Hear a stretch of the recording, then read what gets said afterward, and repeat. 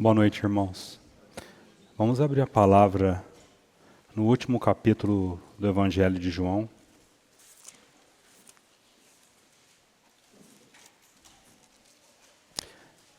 João 21, versículo 24.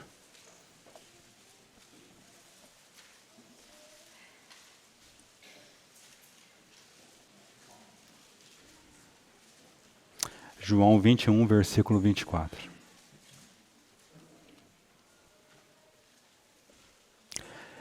Este é o discípulo que dá testemunho a respeito destas coisas e que as escreveu. E sabemos que o seu testemunho é verdadeiro. Vamos orar, clamando ao Senhor por essa noite.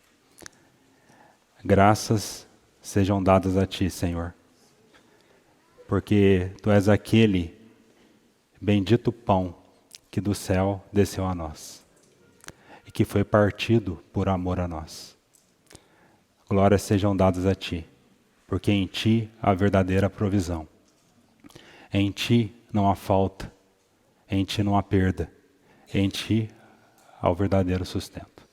Glórias sejam dadas a Ti, pela Tua palavra que é viva e eficaz. Que o Senhor a use nessa noite para falar aos nossos corações. Em nome de Jesus. Amém. Irmãos, desde quando o Senhor colocou esse encargo no meu coração, um temor, de certa forma, permeou a preparação desse assunto. Porque o encargo ao qual o Senhor colocou no meu coração, visto que temos feito essa introdução do Evangelho de João, é justamente falar de João, o autor dessa preciosa porção da palavra de Deus. E o temor é justamente porque nós temos a tendência de levantar ícones quando nós falamos de homens.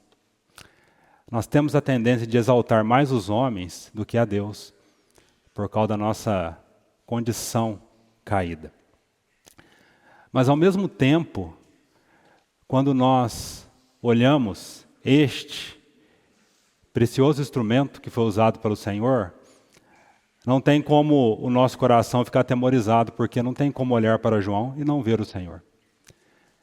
João não se coloca como ícone, ele se coloca como instrumento, aonde é bem clara a sua atenção de não chamar atenção para ele, tanto é que você não vê o nome dele no Evangelho de João. Você vê alguém que se esconde atrás dessa verdade, aquele que o amava, assim que ele se referia, aquele que foi objeto do amor do Senhor. Então, quando nós olhamos para João, nós só vemos o Senhor. E esse é o propósito do Senhor ao nos chamar, de trabalhar de tal forma em nossas vidas que sejamos como pedras preciosas que possam reluzir a este que é a verdadeira luz. Porque a pedra preciosa nada mais é do que ela reflete o brilho do sol. Por isso que ela é bela. E por que a lua é bela? Porque ela reflete o brilho do sol. E por que a igreja é bela? Porque ela reflete o brilho daquele que é o sol da justiça. E assim foi a vida de João. Mas de certa forma, há um temor, talvez, que eu diria que precisa nos acompanhar, não apenas na preparação de um sermão, mas porque de certa forma, assim como João foi essa placa que sinalizou, como nós vemos ali naquele lago de Tiberíades, né? É o Senhor, que assim seja nós. O desejo do Senhor é trabalhar de tal forma em nossas vidas que possamos ser como placas que apontam unicamente para Ele. Esse que é o caminho, a verdade e a vida. Este que é o Senhor.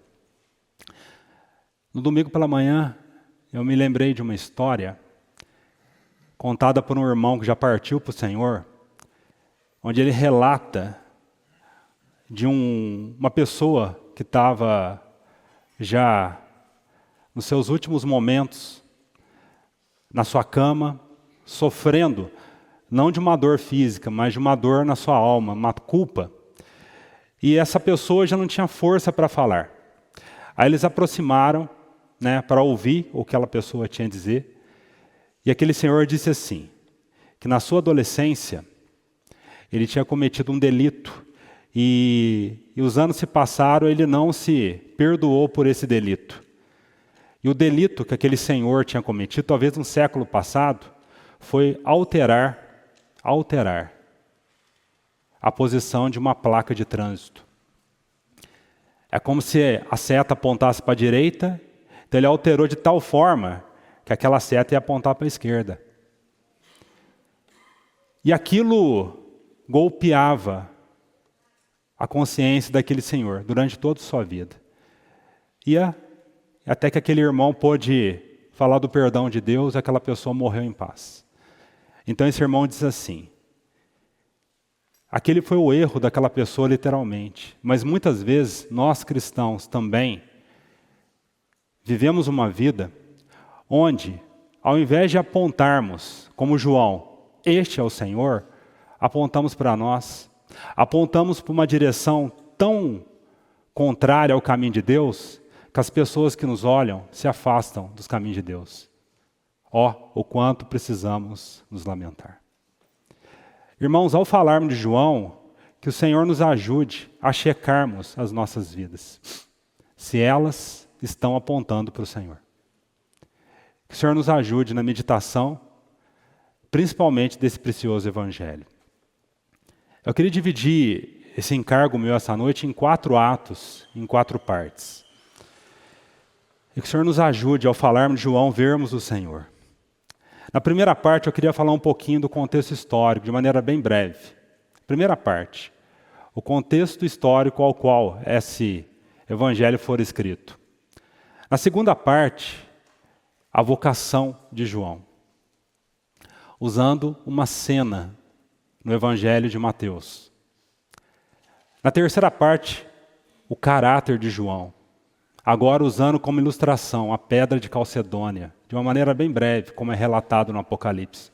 E por último, o exemplo dessa placa de João, no próprio Evangelho de João. Exemplo para as nossas vidas, para que vivamos uma vida agradável diante do Senhor. Então, na primeira parte, nesse contexto histórico, irmãos, de maneira breve, não é minha intenção, nem meu encargo falar por que devemos crer que esse Evangelho for escrito por João, Há inúmeros comentários, há muitas obras que podem nos ajudar sobre isso. Só queria falar um pouco, rapidamente, do que acontece quando o Senhor ascende aos céus. A história de João é bem conhecida nos evangelhos sinóticos, principalmente, onde vemos o seu chamamento, onde vemos momentos, Mas deixa eu focar um pouco nessa primeira parte. O que acontece quando o Senhor ascende? Provavelmente João, ele fica em Jerusalém, depois da ascensão do Senhor, precisamente na região da Judéia, onde está Jerusalém, de 20 a 30 anos, ali naquela região. Possivelmente, ele fica em Jerusalém até a morte de Maria. Nós sabemos da incumbência dada pelo Senhor na cruz. Os irmãos lembram? João, essa é a tua mãe. E segundo a tradição cristã, João cuida de Maria até o momento que Maria parte para o Senhor. A partir desse momento, possivelmente, pouco antes de Jerusalém ser tomada, no ano 70, ele sai de Jerusalém. Agora o foco não é mais Jerusalém, o foco é Éfeso. E essa cidade é bem conhecida também. É essa cidade a qual Paulo escreve a sua carta em Éfeso. É essa cidade a qual o próprio João vai escrever na primeira carta do Apocalipse. E durante um bom tempo ele fica em Éfeso. E é em Éfeso, possivelmente perto do ano 90, em Éfeso, que ele vai escrever os últimos escritos da palavra. Os irmãos, bem importante, João. É em Éfeso que ele vai escrever João, as epístolas e o Apocalipse. E sabemos muito bem que, nesse período que ele está em Éfeso, ele é exilado na ilha em Patmos durante 18 meses, então volta e entrega o livro de Apocalipse. Eu queria só me deter nessa parte histórica dessa maneira breve, não quero entrar em muitos detalhes. Só quero deixar bem claro para os irmãos, e isso ficar bem claro, que os últimos escritos da palavra são os escritos de João. Os irmãos estão vendo a importância desse instrumento. O Senhor, ao longo de anos, vai preparar esse vaso, esse precioso instrumento para esse momento, para que os últimos escritos do cânon saísse dessa pena, desse instrumento chamado João. Então, os últimos escritos da palavra, o Evangelho de João, as epístolas, o Apocalipse, são de João, perto do ano 90. E eu não quero entrar em detalhes, porque há muitas conjecturas, muitas opiniões de irmãos quanto à datação, e não é meu interesse, meu encargo, gastarmos esse tempo falando desse assunto. O que precisa ser gravado, irmãos, no nosso coração é que os últimos escritos de toda a palavra saíram de João, próximo do ano 90. Então essa é a primeira parte, eu queria ser bem breve. Na segunda parte, irmãos, eu queria gastar um tempo falando da sua vocação. E para os irmãos entenderem por que o Senhor escolheu esse instrumento para escrever as últimas partes dessa porção belíssima da palavra. Vamos abrir em Mateus, capítulo... Deixa eu localizar, Mateus, capítulo 4.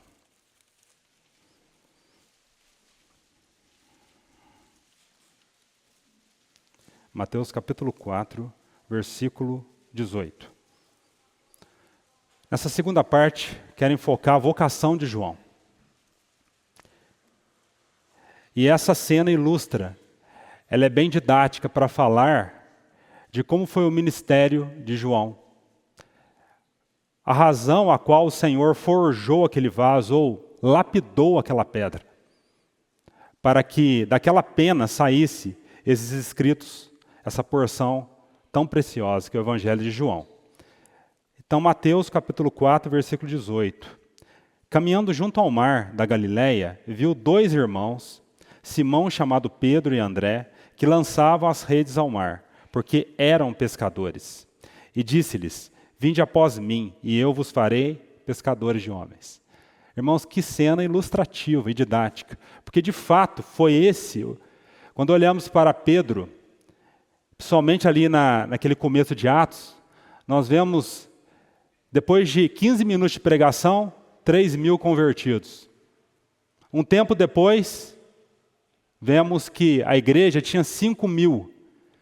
Os irmãos estão entendendo o que o Senhor quis dizer que Pedro seria um pescador de homens? Entendendo o ministério de Pedro? Olha agora João, versículo 20. Então eles deixaram imediatamente as redes e o seguiram. Agora, João. Passando adiante, viu outros 2 irmãos, Tiago, filho de Zebedeu, e João. Interessante essa ordem. Pedro, Tiago e João. Portanto, vocês guardaram essa ordem para entender depois a terceira parte. Mas antes, versículo 21. Passando adiante, viu outros 2 irmãos, Tiago, filho de Zebedeu, e João, seu irmão, que estavam no barco em companhia de seu pai, consertando, guardem essa parte final do versículo 21, consertando o que, irmãos? As redes. E o chamou. Então eles, no mesmo instante, deixando o barco e seu pai, o seguiram. Irmão, só a história vai nos dizer, a tradição cristã, o que representa, o que esse chamamento aqui tem a ver com a vocação de João. Olha essa expressão aqui, ele estava consertando as redes.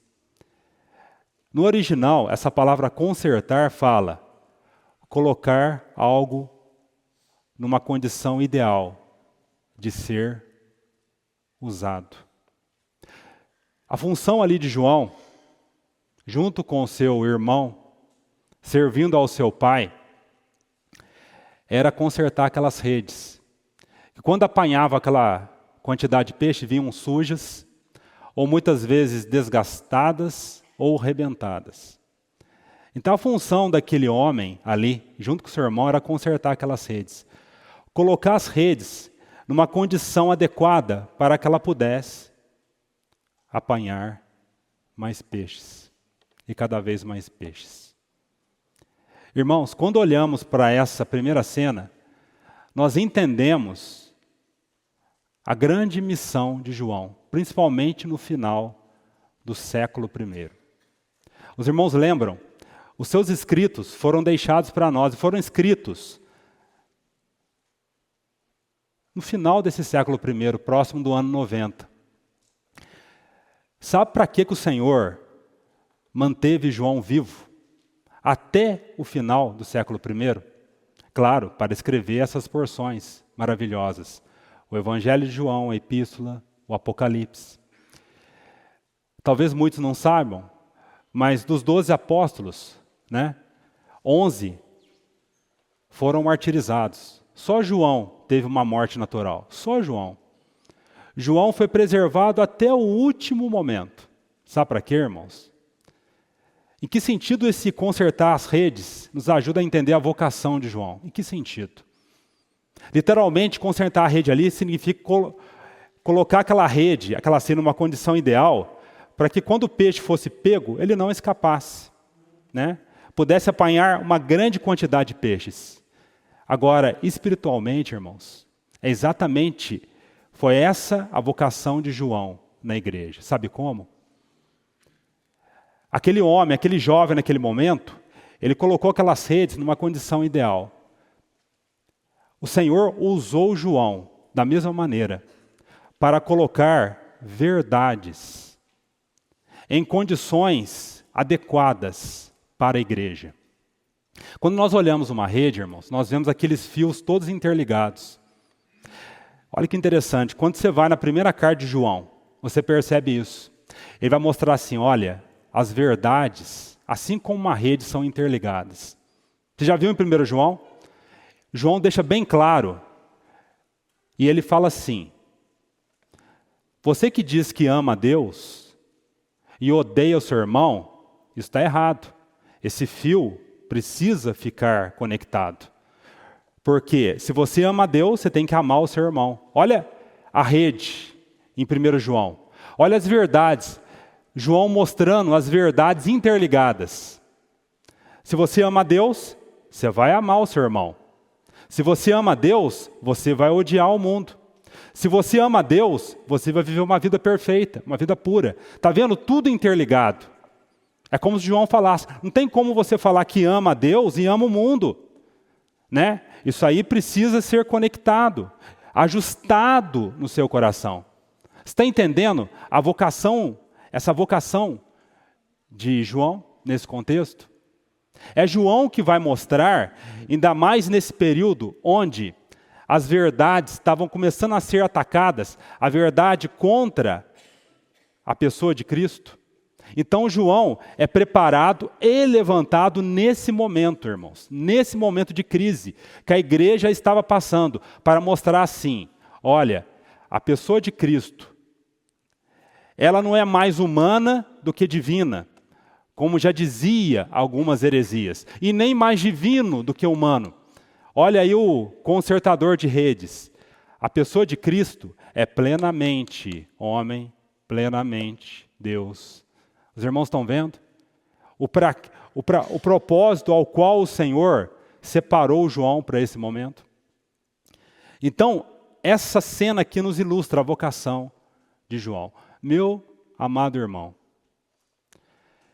nós também temos vivido tempos de crises. E como que nós temos nos colocado na mão do Senhor?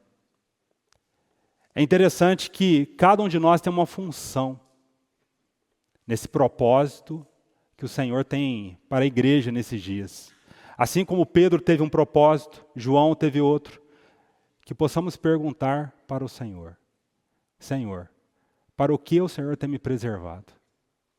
Qual que é o propósito do Senhor para a minha vida nesses dias finais? Talvez João fizesse essa pergunta, né? Quando ele olhava para trás e estava vendo lá os irmãos indo para o Senhor, ele podia perguntar: Senhor, por que eu estou aqui?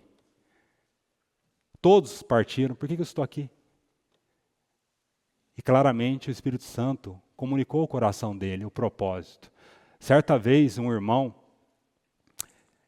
esse irmão Andrew Bonner, ele é bem conhecido porque ele escreveu a biografia de um outro grande irmão, Robert McKinney.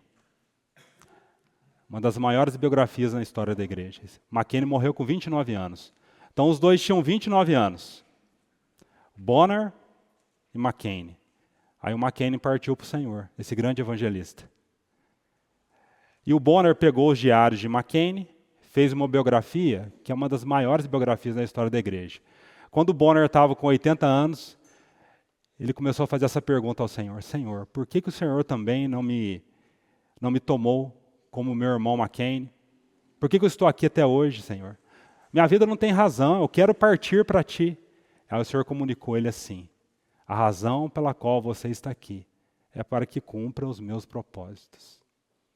A razão da sua existência, irmão, é para que você cumpra os propósitos aos quais o Senhor te chamou. Assim como Ele chamou João. Que o Senhor fortaleça em nosso coração a vocação a qual nós fomos chamados.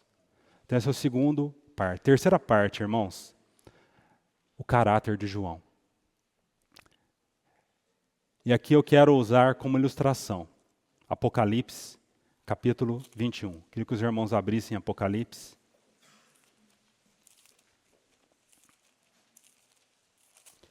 Apocalipse, capítulo 21, versículo 14.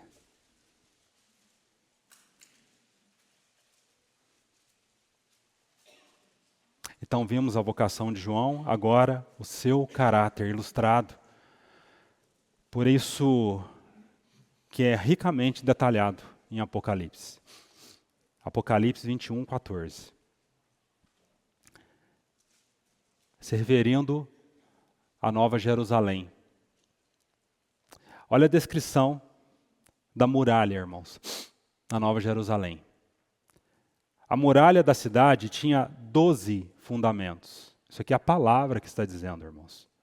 Não é uma dedução, uma conjectura. A palavra aqui é clara em afirmar como que eram os fundamentos dessa muralha.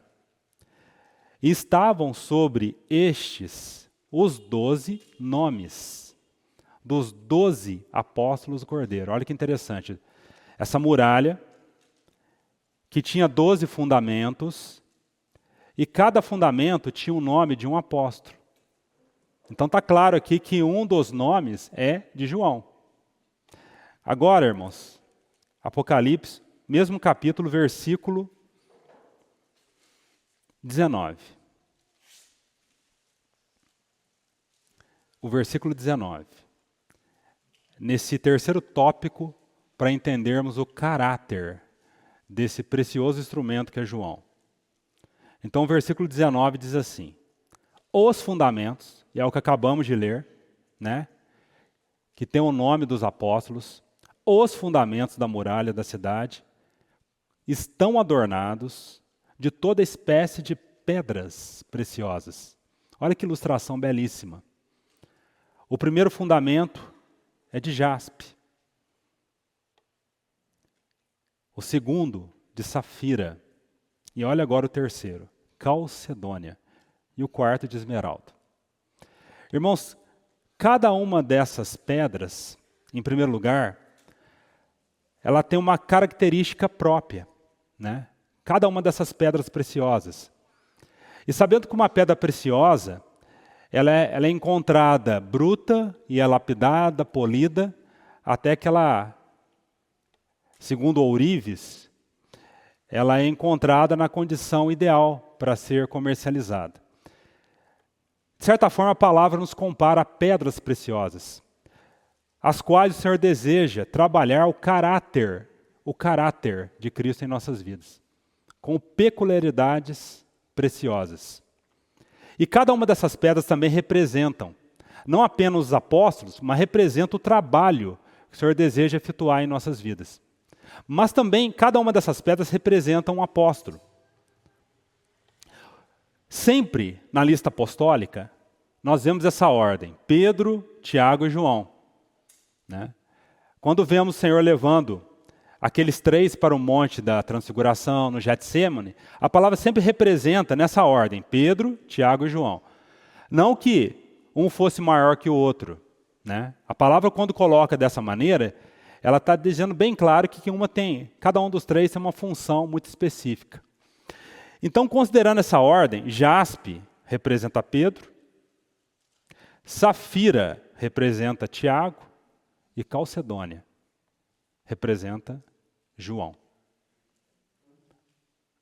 Calcedônia aqui está representando João.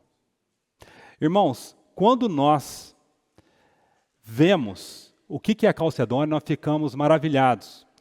Vemos a precisão da palavra, e não é de forma aleatória que ela compara Calcedônia a João.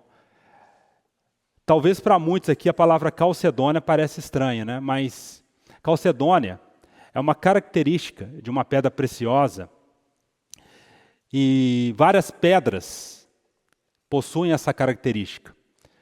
Então, aqui está descrito como Calcedônia, né?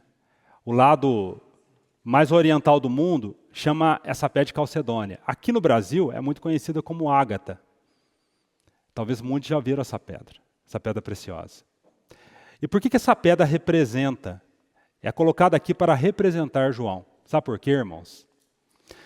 Você já viu uma ágata? Né? O outro nome para Calcedônia. Quando você olha a ágata, né? Diferente do diamante, né? O diamante você já percebe a preciosidade do diamante, do rubi, da esmeralda. Mas a ágata, quando você olha por fora, ela não tem beleza nenhuma, ela é simples. Ela é opaca. Qualquer criança pode brincar com ela na rua. Qualquer um pode desprezá-la, se só olhar ela por fora. Mas quando você abre ela de forma transversal, você vê que dentro da ágata ou da calcedônia há algo extremamente precioso. A preciosidade dessa pedra não está por fora, está por dentro. Irmãos, isso se torna tão significativo quanto comparado a João. Irmãos, antes de continuarmos a falarmos de João, João só pôde ser considerado uma pedra preciosa, ele não nasceu pronto. Ao longo do ministério do Senhor, nós vemos o trabalhar do Senhor na sua vida, na vida de João. João não chegou no ano 90, ou, segundo historiadores, né, possivelmente morreu com 98 anos, quase no final do primeiro século. E diziam, né, dizem os historiadores, velhinho, quando ele era carregado para as reuniões, pelos irmãos, ele dizia assim: amai-vos uns aos outros. Doces palavras. Mas sabemos que ele não era doce. Nós sabemos muito bem como era João no início do ministério do Senhor. Ele queria que descesse fogo sobre Samaria. Esse mesmo João, quando percebeu que o Senhor tinha um propósito tremendo, pediu para a mãe dele perguntar se ele teria um lugar no reino do Senhor. E quando vamos na Epístola de João, vemos ele estimulando ao amor fraternal. Você consegue ver o trabalhar do Senhor nessa pedra preciosa? E assim, esse é o desejo do Senhor de trabalhar em nossas vidas, como ele trabalhou com João. Mas é interessante por que a calcedônia, ou João é comparado com a calcedônia. Sabe por quê, irmãos? Da mesma maneira como a calcedônia, ela oculta a beleza dela, ela precisa ser aberta para você ver dentro dela o que é precioso. Assim foi João. Quando você abre o Evangelho de João, você vê o nome de João, ele se oculta. Assim como a beleza da calcedônia, ela está oculta dentro dela, ela tem que ser quebrada para que você veja. Você tem que abrir o Evangelho de João para ver que aquele que diz assim, o discípulo amado, aquele amado por Jesus é João. Ele oculta, ele não se exibe, ele não fala da sua glória como apóstolo. Irmãos, tão diferente de nós, como que nós precisamos ser trabalhados? O Senhor precisa forjar em nós essa natureza da Calcedônia. Porque nós somos a complexidade dessa geração, além da nossa natureza adâmica, que deseja visibilidade, que deseja ostentação, que deseja exibir a sua glória dos seus feitos. Para complicar a situação, vivemos numa época cheia de plataformas, né? Cheia de lugares para exibirmos. Isso nos leva à queda. O quanto que esse assunto precisa falar ao nosso coração. Porque você não vê João falando de si, buscando glória para si, e é por isso que o Evangelho de João revela como nunca a glória de Cristo. Irmão, e esse é o propósito ao qual você foi chamado, é expressar a glória de Cristo. Você só vai expressar a glória de Cristo se você, como João, sair de cena. Lembra do exemplo que eu dei? Da placa? O Senhor nos chama para apontar para Cristo, é o Senhor. Só que ao contrário, apontamos para nós. Olhem para mim, olha o que eu falei. Queremos exibir a nossa glória. Há uma cena belíssima no Velho Testamento, quando o templo ele estava pronto, e fala que naquele momento, a glória, a Shekinah, ela dominou de tal forma aquele ambiente que não havia espaço para os sacerdotes. Não havia espaço para o homem. Irmãos, esse é um princípio muito claro. Se você deseja que a glória do Senhor, ela seja expressa na sua vida, na sua casa, no seu casamento, seja em tudo que você tiver, não há espaço para você. Não há espaço para o homem. Não há espaço para o seu eu. Que o Senhor fale isso aos nossos corações. Que sejamos um povo que vá diante do Senhor para Ele sondar os nossos corações. Porque João em nenhum momento se exibia como uma Calcedônia, né? Você olhar ela por fora, uma pedra qualquer. Igual o tabernáculo. Interessante como que a palavra é coerente, né? Se você olhasse o tabernáculo de fora, não havia beleza nenhuma. Mas quando você entrava no tabernáculo e olhava para cima, via aquela glória. Assim como nosso Senhor, não havia beleza nem formosura. Então, amados irmãos, que o Senhor nos ensine essa lição. João em nenhum momento buscou glória para si. Esse é o trabalhar do Senhor em nossas vidas. Talvez venha uma pergunta assim, mas eu vou perder a minha individualidade? Eu vou perder a minha essência? Uma vez um jovem perguntou isso para um irmão, depois de uma reunião. Mas você fala que o Senhor tem que trabalhar em nossas vidas para que a glória dele seja vista, para que o caráter dele seja formado, mas se eu permitir isso, eu não vou perder a minha individualidade, a minha essência? O irmão falou que foi pego de surpresa, mas o Senhor deu uma clareza para ele naquele momento, um discernimento muito interessante. O irmão falou assim para o jovem, jovem, no seu café, quando você faz o seu café lá pela manhã, quando você liga a sua torradeira ali na tomada, ela funciona, né? Agora, se você ligar o liquidificador na mesma tomada, o liquidificador vai funcionar como a torradeira? O jovem entendeu. O que o irmão está querendo dizer? Aquela tomada sai a energia. Se você colocar na tomada a batedeira, ela vai funcionar como batedeira. Você colocar um liquidificador, vai funcionar como liquidificador. Você colocar como uma torradeira, vai funcionar como uma torradeira. Eles não vão perder a sua essência. Eles vão ser usados para que eles foram criados. Eles precisam daquela energia, E aquela energia precisa estar conectada àquela máquina sem obstrução.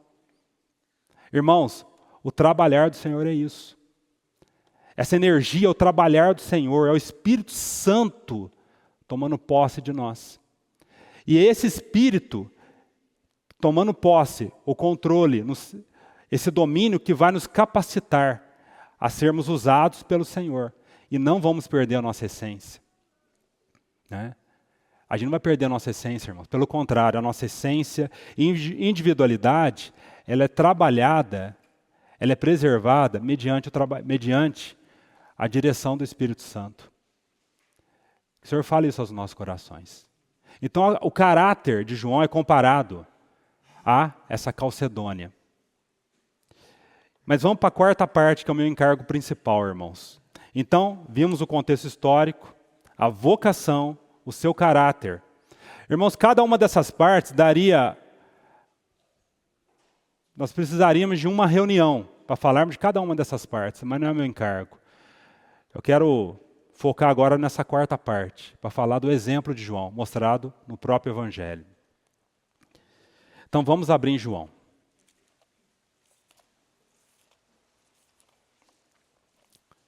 João capítulo 13.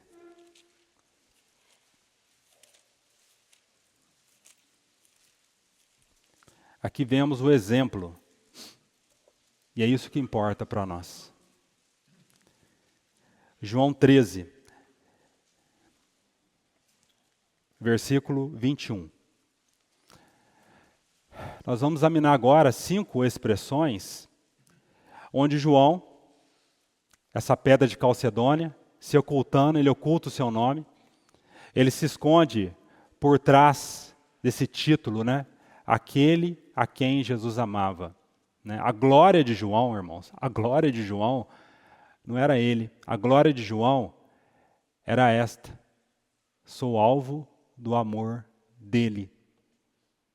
Sou alvo do amor daquele que é o verbo da vida, que se fez carne e habitou entre nós, cheio de graça e de verdade.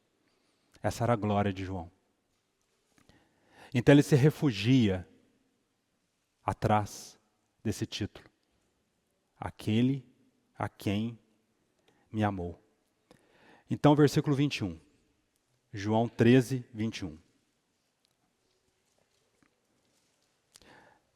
Dita essas coisas, angustiou-se Jesus em espírito e afirmou: em verdade vos digo, que um dentre vós me trairá.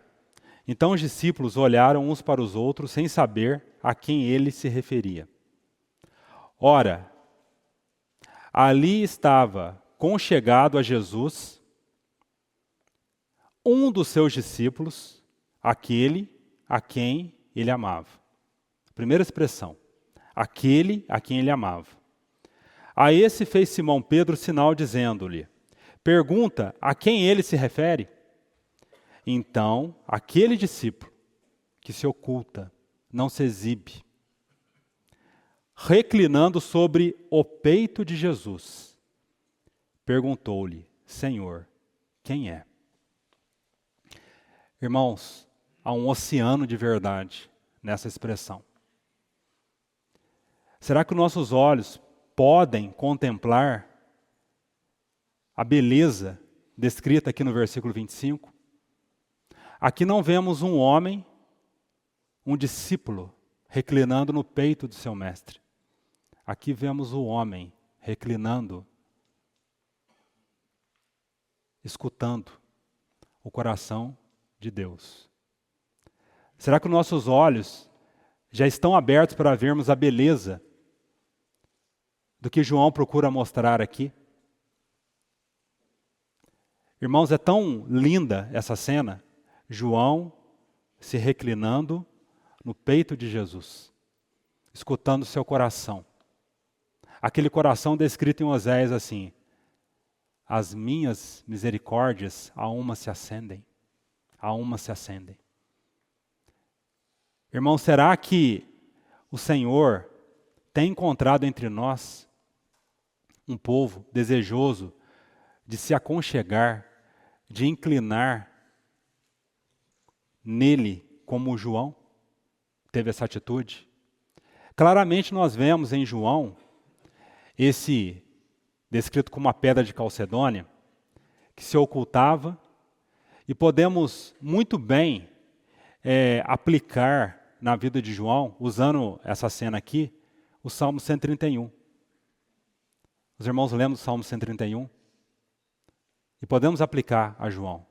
Não é soberbo o meu coração, nem altivo o meu olhar. Esse é João. Por quê? Não ando à procura de grandes coisas, nem de coisas maravilhosas demais para mim. Pelo contrário, fiz calar e sossegar a minha alma, como uma criança desmamada se aquieta nos braços de sua mãe. Irmãos, o Senhor abriu um caminho, não só João, mas para todos nós reclinarmos nos braços do Senhor. O Senhor abriu esse caminho, e essa posição era só direito do Senhor, é só direito dele, mas ele abriu um caminho para cada um de nós reclinarmos, depositarmos as nossas vidas nele.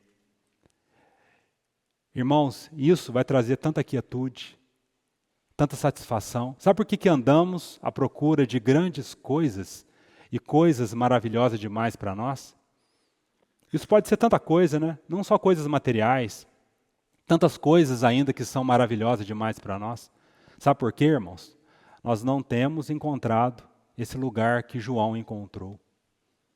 João é alguém que experimentou o que Davi disse no Salmo 71.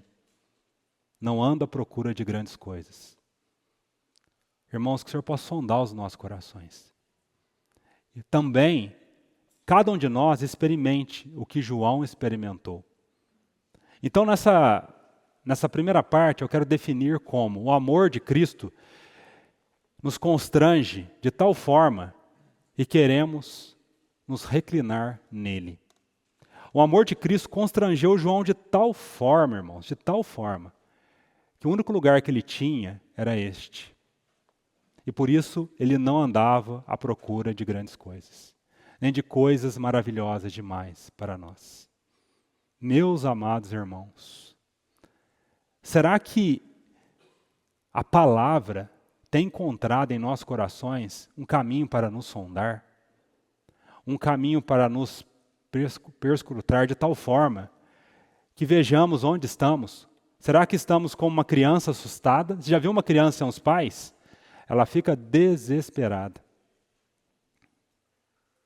Ou estamos como essa criança aqui, como descrita por Davi no Salmo 131, e João aqui, reclinado no peito do Senhor, escutando o seu coração, o coração de Deus. Então essa é a primeira parte, irmãos. Esse é o exemplo, o primeiro exemplo, que nós precisamos experimentar em nossas vidas. Segundo exemplo, irmãos. João capítulo 19.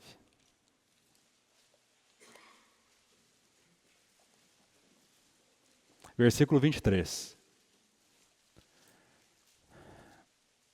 Os exemplos de João, agora, nessa quarta parte. Os exemplos desse discípulo amado. João 19, 23.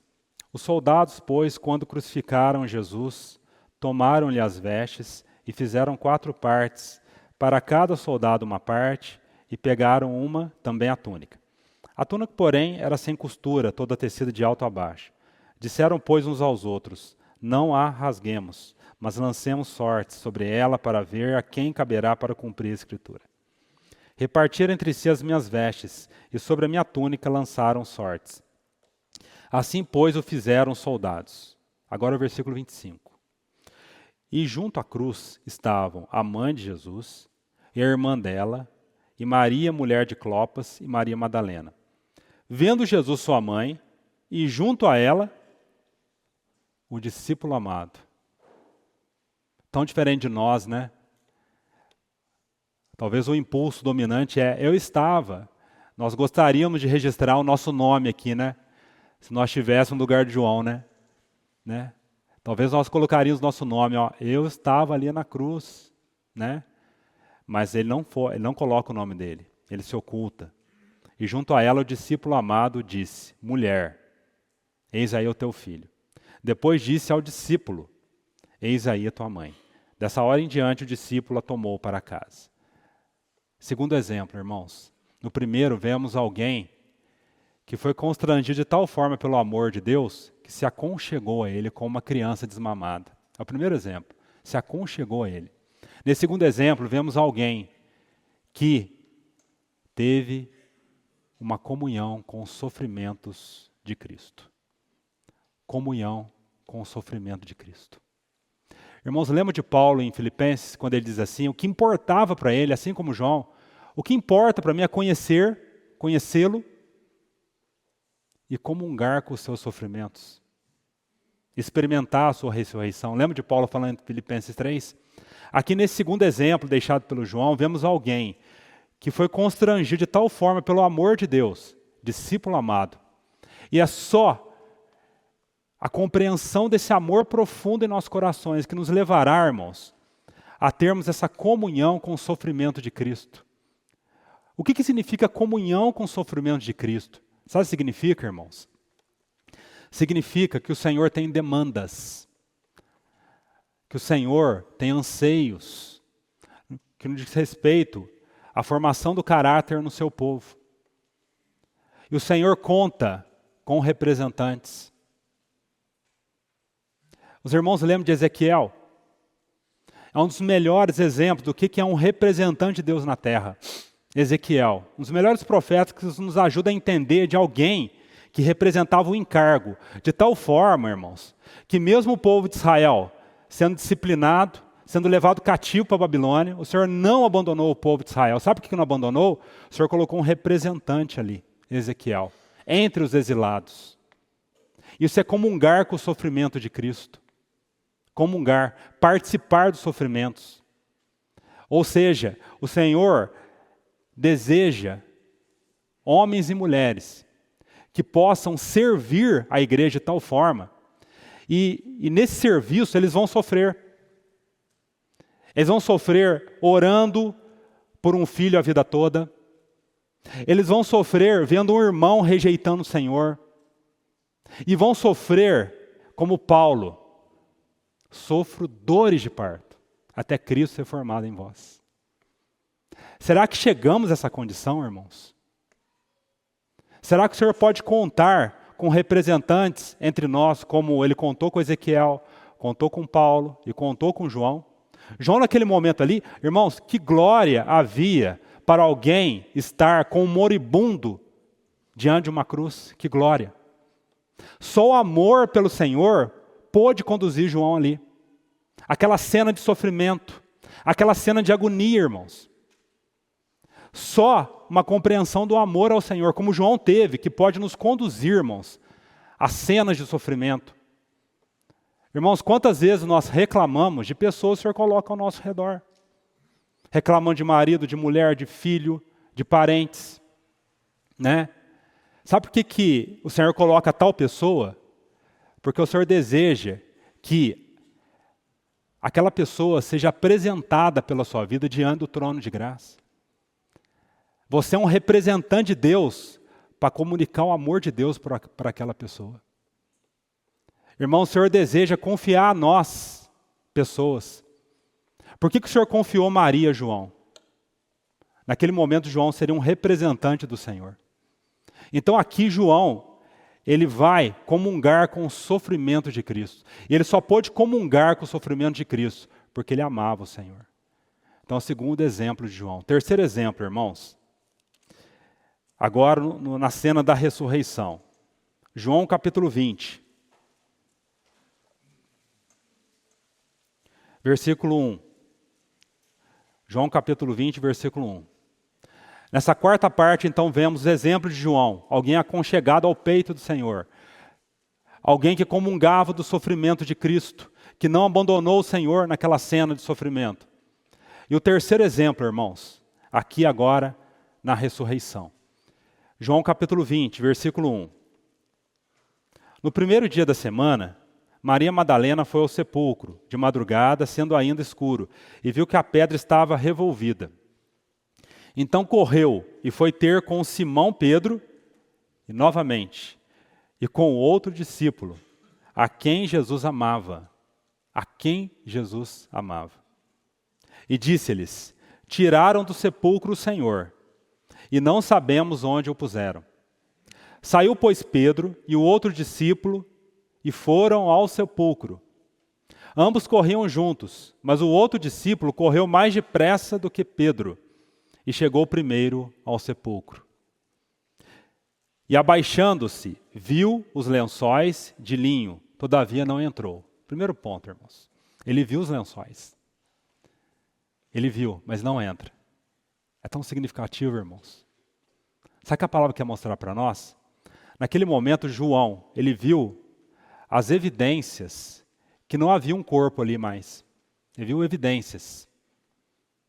Ele viu as evidências que não tinha mais o corpo do Senhor ali. Mas ele não entra no túmulo. Irmãos, quantos de nós só sabemos das evidências da ressurreição? Sabemos muito bem. Sabemos responder à teoria do desmaio, a teoria que o corpo foi roubado, a teoria que o corpo foi depositado no túmulo errado, né? Aquelas teorias que combatem a verdade da ressurreição. Conhecemos bem as evidências. Que interessante, ele abaixando, viu os lençóis de linho, todavia não entrou. Ele só viu as evidências, mas algo vai acontecer, irmãos. Então Simão Pedro, seguindo-o, chegou e entrou no sepulcro. E ele também viu os lençóis. E o lenço que estivera sobre a cabeça de Jesus, e que não estava com os lençóis, mas deixado no lugar à parte. Agora o versículo 8, que é a terceira lição. Então entrou também o outro discípulo, que não ousava dizer o seu nome, não ousava se exibir. O outro discípulo que chegara primeiro ao sepulcro. E agora, irmãos, ele viu e creu. Viu e creu. Amados irmãos, o Senhor nos chama para, assim como João, não apenas conhecermos, sermos especialistas nas evidências da ressurreição, sermos especialistas numa doutrina. O Senhor nos chama para ver. O cristão não é ignorante, ele sabe no que ele está falando, ele sabe aquilo que ele está proclamando. Mas para ver e crer, se unir à verdade. É tão linda essa cena, irmãos, que ele entra dentro do sepulcro. Sabe o que significa isso? Nós só iremos experimentar a verdade da ressurreição no ambiente da morte. Irmãos, o Senhor não quer apenas que falemos da ressurreição. Ele deseja que sejamos um povo que experimente o triunfo da ressurreição. Quando você estiver diante da morte, irmãos, quando você estiver de alguma forma tocando a morte, lembre que esse é o momento para você celebrar o triunfo da ressurreição. João viu e creu. Crer fala de se unir à verdade que você tem ouvido. Irmão, será que o Senhor tem já ensinado essa lição? Quando você se depara com a morte, você lamenta ou triunfa? Irmãos, que o Senhor possa fazer como Ele mesmo fez com João na ilha de Patmos, né? Levantar o nosso rosto para Ele e vermos a Ele, aquele que triunfou sobre a morte. Então aqui João não apenas vê as evidências da ressurreição, ele entra e naquele cenário da morte, naquele sepulcro, ele vê e crê. Ele se une a essa verdade. Irmãos, que cena linda, irmãos. Unir a verdade da ressurreição. Irmãos, se você vê um parente, alguém que é do Senhor, num leito, é claro que você vai sofrer. Mas que o Senhor nos ensine a experimentarmos no nosso espírito que aquela pessoa que está no leito, próximo a partir, ela vai estar com Cristo e um dia irá ressuscitar. João viu e creu. No primeiro momento ele só viu os lençóis, mas com a ajuda de Pedro, né, ele entra no sepulcro, vê e crê naquela verdade, se une à verdade. Que assim seja conosco, irmãos. Penúltima lição. João capítulo 21. Penúltima lição.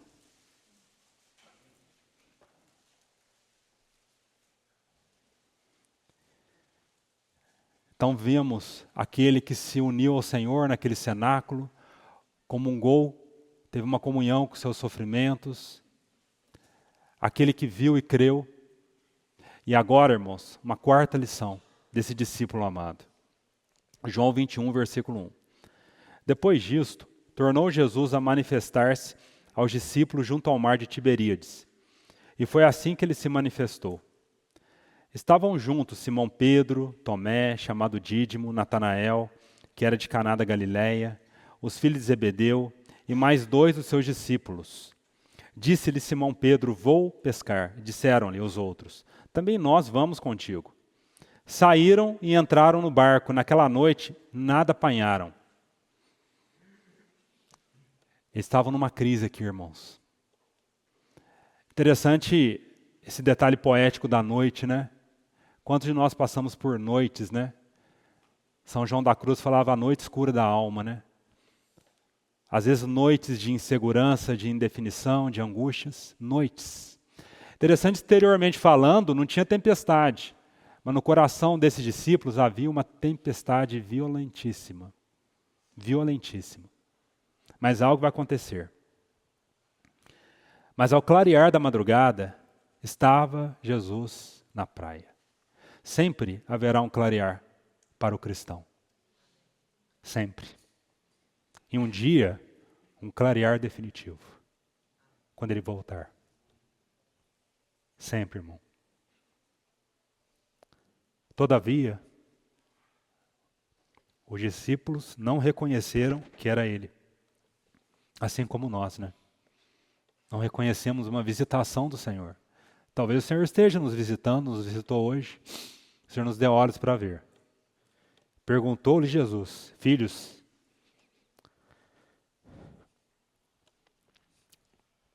tendes aí alguma coisa de comer? Responderam-lhe: não. Então lhes disse: lançai a rede direita do barco e achareis.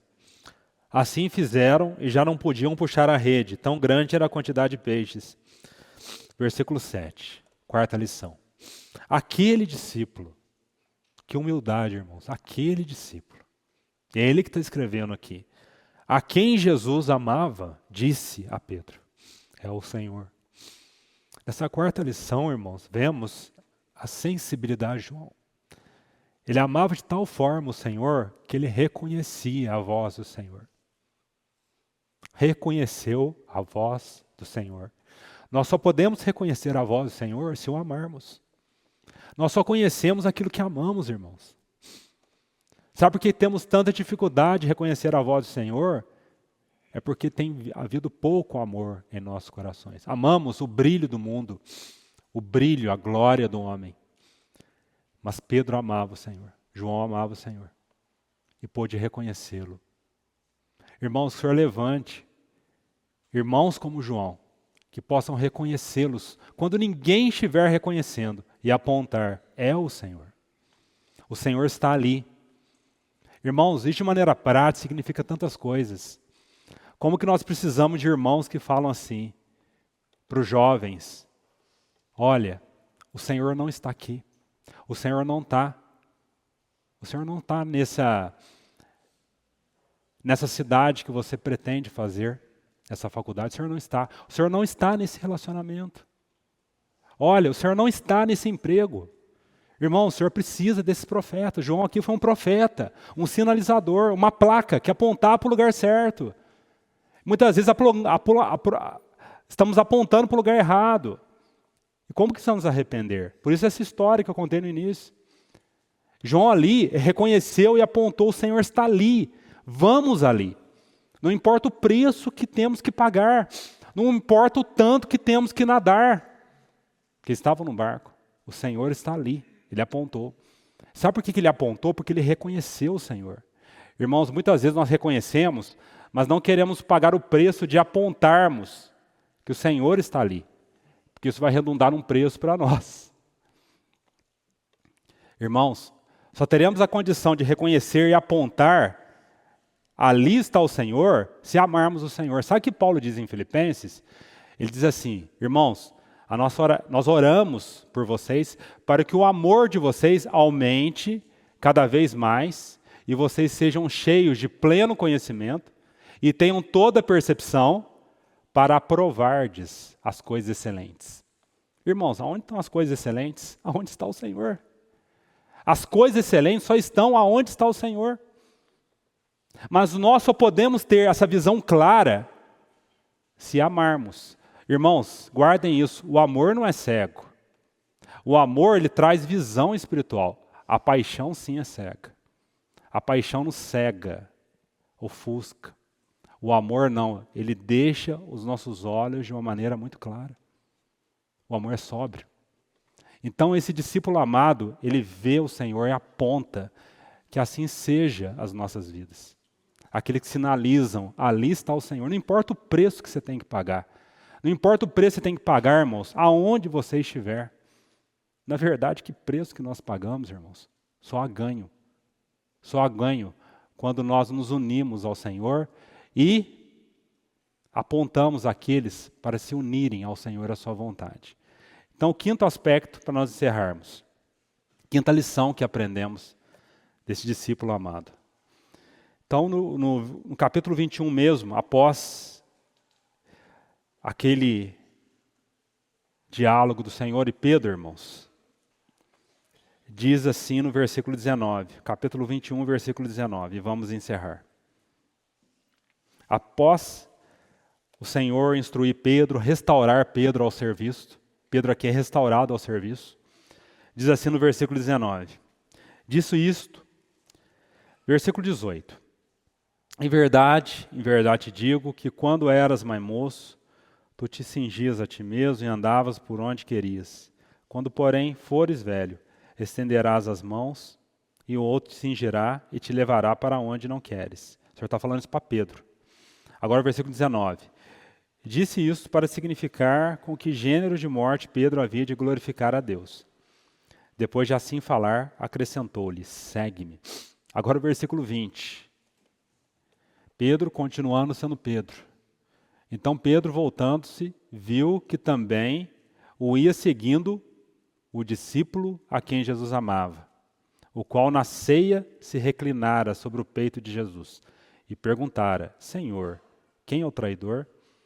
Vendo-o, pois, Pedro perguntou Jesus, e quanto a este? Respondeu-lhe Jesus, se eu quero que ele permaneça até que eu venha, que te importa? Quanto a ti, segue-me. Então se tornou corrente entre os irmãos o dito, de que aquele discípulo não morreria. Ora, Jesus não dissera que tal discípulo não morreria, mas se eu quero que ele permaneça, até que eu venha, que te importa? Qual é a lição que nós aprendemos aqui? Tão clara no versículo 20. E seguia o discípulo a quem Jesus amava. Irmãos, o amor do Senhor nos constrange de tal forma como constrangeu esse homem, que ele seguiu o Senhor até o fim. Foi perseverante, fiel até o fim. Seguindo as pisadas do Cordeiro por onde quer que ele o conduziu. Irmãos, a nossa fidelidade, a nossa perseverança, só é possível à medida que o Senhor constranja o nosso coração. E que assim seja, irmãos. Que esse modelo desse homem possa nos constranger de tal forma. E que essa seja a verdade sobre as nossas vidas, de um povo que persevere até o fim. Então este, como é dito no versículo 24, é o autor dessa preciosa porção. Que o Senhor continue falando aos nossos corações, conduzindo a pastos verdejantes nesse evangelho. Só estamos começando. E que a nossa expectativa ao final seja essa de sermos um povo cada vez mais grato ao Senhor. Um povo aconchegado a Ele, um povo que aprenda o que esse discípulo aprendeu. Irmãos, eu sei que isso pode parecer redundante, mas tudo que temos falado não é teoria, é a palavra de Deus. é a palavra de Deus.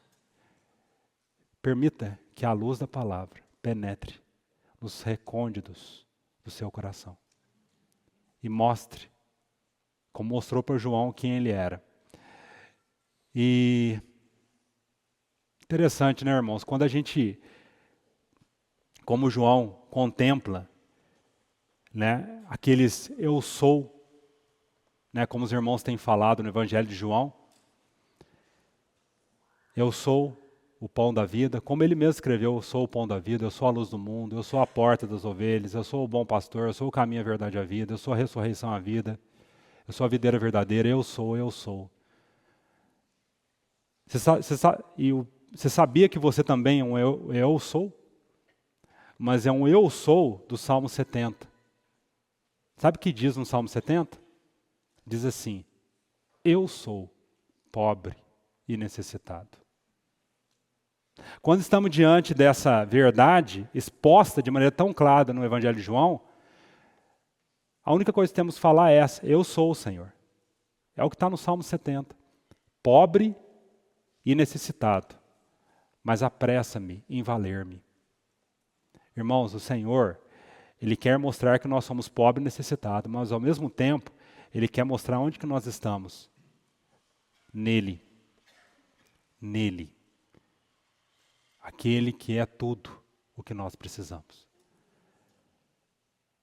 O Senhor é. E claro, nós não somos. Mas como diz o salmista, apressa-me, Senhor. Apressa-me em valer-me. Apressa-me em mostrar quem eu sou em Ti, que eu estou unido a Ti. Que em Ti eu tenho a Tua justiça, a Tua sabedoria, a Tua redenção. Ah, irmãos, que o Senhor esclareça isso para nós, só Ele pode esclarecer. Que não sejamos um povo distraído, um povo alienado, um povo enganado. Sejamos um povo sóbrio, como João era. Peça ao Senhor sobriedade. Peça ao Senhor visão espiritual. Peça ao Senhor, como o salmista pediu, apressa-me, Senhor, em valer-me. Apressa-me. Então vamos agradecer ao Senhor pela sua boa mão que tem estado sobre nós e tem nos amparado e prevalecido. Bendito seja o teu nome, Senhor, porque tu és o bom pastor, que sabe como cuidar das suas ovelhas, das nossas vidas. Como somos gratos a ti, Senhor, por termos a tua palavra diante de nós, preservada em nossas mãos. Que sejamos um povo que te honre, Senhor. Honre por termos essa preciosa porção que tem sido aberta aos nossos corações. Que sejamos diligentes, Senhor, de estarmos comendo esse alimento, diligentes de estarmos tomando posse desse campo precioso, desse campo frutífero que é a Tua palavra. Sejamos diligentes, Senhor, tomarmos posse desse tesouro precioso, para sermos uma geração rica aos Seus olhos, que possa usufruir da Tua herança que o Senhor tem para nós. Glórias sejam dadas a Ti, Senhor, por esse Evangelho, pela Tua palavra, viva e eficaz. Que o Senhor continue nos conduzindo nesse Evangelho, nessa rica porção, para a honra e glória do Seu nome.